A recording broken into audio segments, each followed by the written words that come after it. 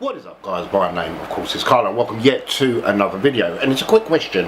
I've been getting a lot dropped into my private messaging box on YouTube about why I chose to buy an Imac.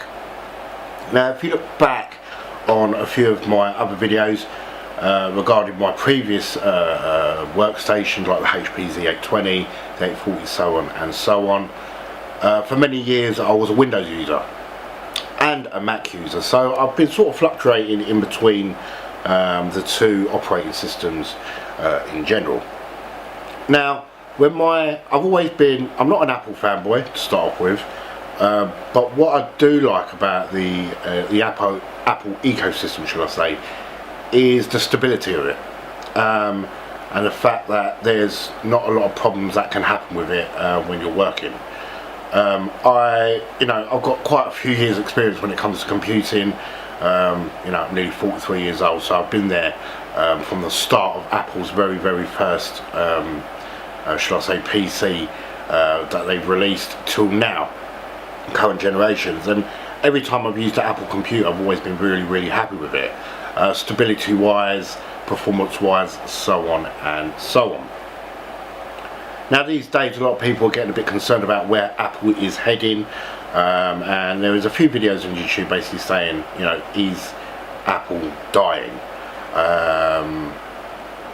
I don't think they are. I think they're lacking a bit behind when it comes to professional hardware, but I don't think they're dying as much. Now the system I have behind me is quite a spec'd out iMac. And the idea of getting this iMac is because it is actually a temporary part of the setup. Now the plan is to get the new Mac Pro when it is released in 2019. That's the goal. Whether or not I may fulfill that goal is a different question. It all depends on how I get by with this machine behind me at the moment. Now, like I've just said, it's a fully spec'd out Core i7 iMac. It's got 32 gigs of RAM, it's got decent graphics card, it's got 2 TB of SSD flash storage, so it's a quick, very fast little machine. And at the end of the day, it's doing everything I need it to do when it comes to video editing, visual effects, so on and so on.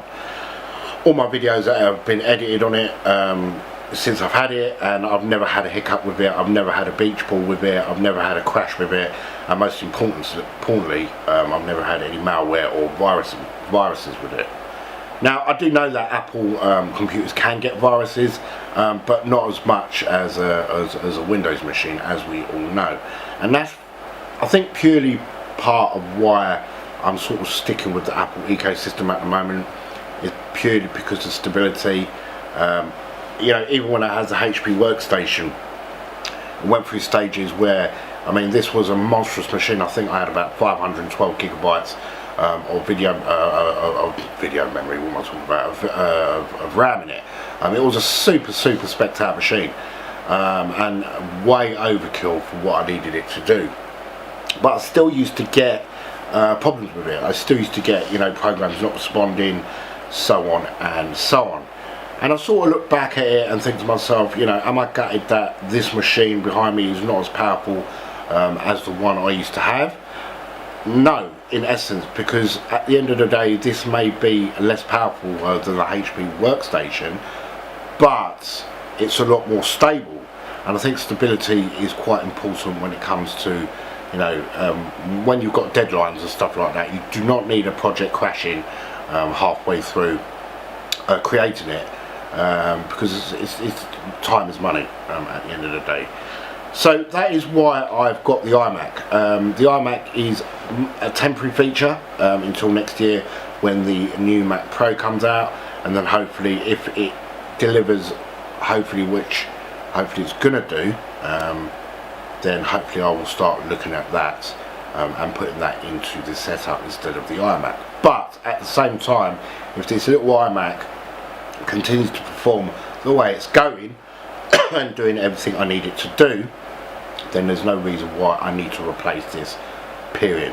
So it all depends on how this machine stacks up within the next year or so, and how I'm finding it so far.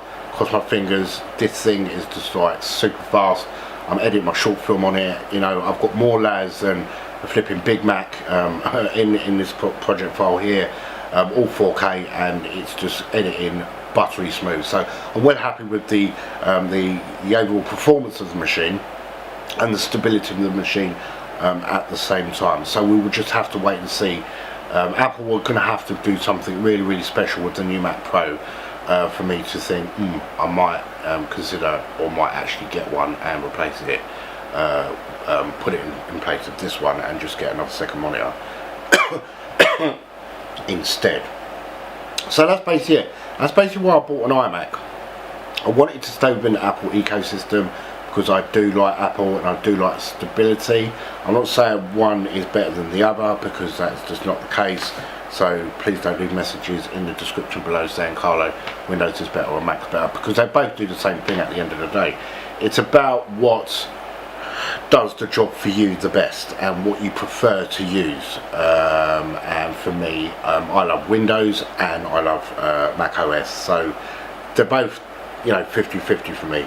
Mac OS, for me personally, this is my personal opinion, outweighs Windows purely on stability by itself. So I think that's why I'm more, you know, drawn to the Apple ecosystem rather than Windows, because I do like the stability of an Apple machine. And like I've just said, I've come from a Z820 workstation, fully maxed out, killer machine. I mean, my graphics cards were like 24 gig in it. So I know the difference between having a super powerful machine and an iMac. They're both doing the very same thing in essence, and you don't notice speed until you're rendering. So until you're rendering a project out, then you're going to notice the speed difference. But as far as productivity comes into it, and how you're able to, you know, use Premiere Pro, for instance, it's the same as the HP workstation. There's no difference. There's no increase in performance. It doesn't run a lot faster or a lot slower. As long as you've got a spec sort of like this around this sort of field, they run virtually identical. So like I've just said, it all boils down to rendering. And this little bugger's fast enough for me to render out what I need to render out anyway. So that is that question asked. So if you've enjoyed this video, like I've always said, smash the shit out of that like button, and as always, definitely catch you guys in the next video, which hopefully is going to be part 3 of the ultimate desk setup, video editing desk setup. Thanks a lot, guys, and I'll definitely check. Thanks a lot, guys, and I'll definitely check you out in the next video. Ciao.